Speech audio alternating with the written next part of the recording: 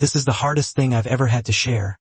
But here it goes. Almost a decade ago, my dad found out that I wasn't his biological child. My mom cheated and the truth came out through her sister, my aunt. My parents had always had their issues, but this broke them. My dad was devastated. He filed for divorce and suddenly everything I knew felt like a lie. We all did DNA tests and out of 3 children, I was the only one who wasn't his. I'll never forget the moment I found out. It wasn't just the betrayal.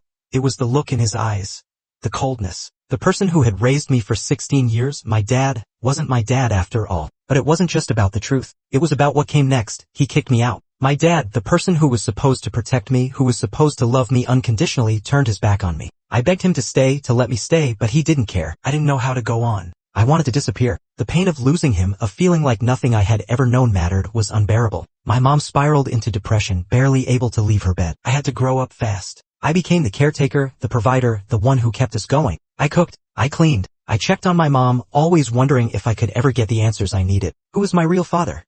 But whenever I asked, all I got were screams, or worse, silence. I tried to reach out to my dad's side of the family, my siblings, my grandparents, but nothing worked. They told me that he was hurting, that I was a reminder of the pain he couldn't forget. But I was hurting too. I remember my 17th birthday, no one remembered. No calls, no cards. I cried until there were no tears left to cry. Then I graduated high school again, no one cared. Except for my grandmother, she was there. She was the only one who showed up for me, who believed in me when no one else did. After graduation, I told my mom, if you don't tell me who my real dad is, I'm leaving. I had to know. I couldn't keep living in the shadows of a family that refused to see me. Finally, after all these years, she told me the truth. And so, I found him, the man who didn't know I existed, who didn't even know my mother was married. He was a widower, a doctor, and he had no idea how much I had been through. But we built a bond. Slowly. It wasn't easy, but it was real. He helped me through college. He walked me down the aisle. And, through it all, he even helped my mom get the help she needed. Now, I'm 26, married to the love of my life. And last week, I had my wedding. I didn't invite my ex-dad.